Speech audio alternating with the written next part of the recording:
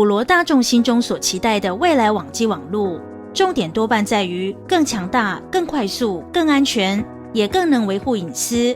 尤其当网际网路的核心技术日新月异，确实多方面改变世界。然而当变化难以预测之际，鉴往知来的功夫便更为重要。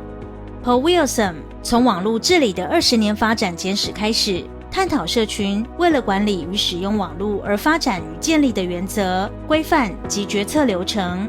Where there have been so many different technologies that have come along, they've dominated the internet in terms of the carriage that's delivered the internet to the end user, but they've changed dramatically. They've come and gone. So we had analog mechanisms. We've had DSL that came along to lie on top of those analog, the telephone line in particular. DSL came and went. Mobile wireless has gone pretty ballistic and has stayed up there. Fiber, of course, and others have come and gone. And so these underlying networks, they come and go, but the internet still exists. The end user, apart from improvements in, say, speed and reliability, they get to do exactly the same thing with the internet, and that's a pretty phenomenal result of the layered model. Paul Wilson 强调，随着网络的使用率与涵盖率越来越高，如今在规模、弹性、适应性与韧性等不同层面而言，都已形成庞大的网路。随着网际网路变得越来越普遍，一些权力机构也不可避免地存在重大摩擦，例如地缘政治导致网络公司与政府之间的紧张关系。为了防止分裂，需要多方利害关系人进行相互加强的机制。Akinori Maimura 亦认同，网际网路的运作需要各个网路维运组之间的紧密协调与合作，尤其当网路已成为一切事物的必要基础设施时，大型科技企业逐渐涉入基础设施的营运，可供公共探讨的领域范畴也越来越大。For example, one of the bad example is a war. For example, we have the Ukraine and the Russian conflict. And then many people know that we have the Air Force, Navy, and the Army. Not only them, but also we have the cyber force to do the war. A lot of people are making an attack cyber in a cyber way. It is how the war is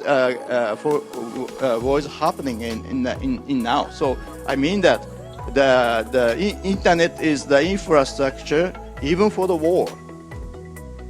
And not to say that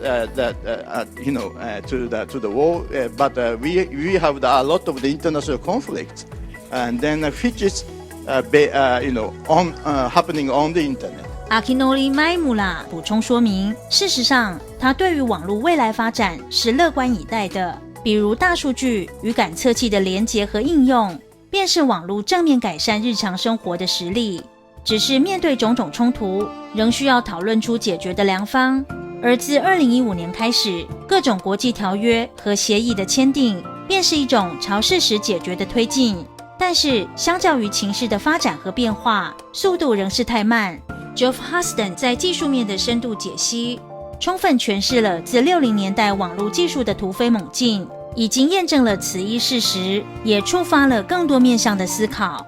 Should we look not only at resilience, but faster recovery as our future target? But if I'm talking about performance targets, what are they?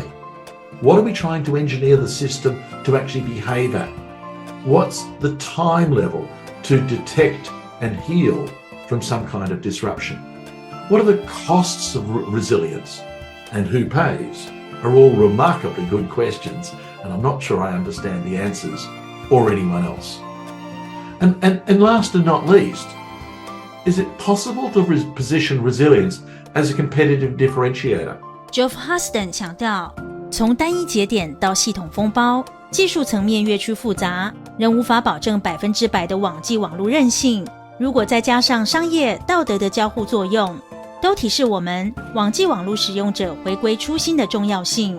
Many people, when they consider looking forward to the future of internet or future of cyberspace, many of them probably will prefer to looking for emerging new business opportunity or emerging new innovation in terms of technology.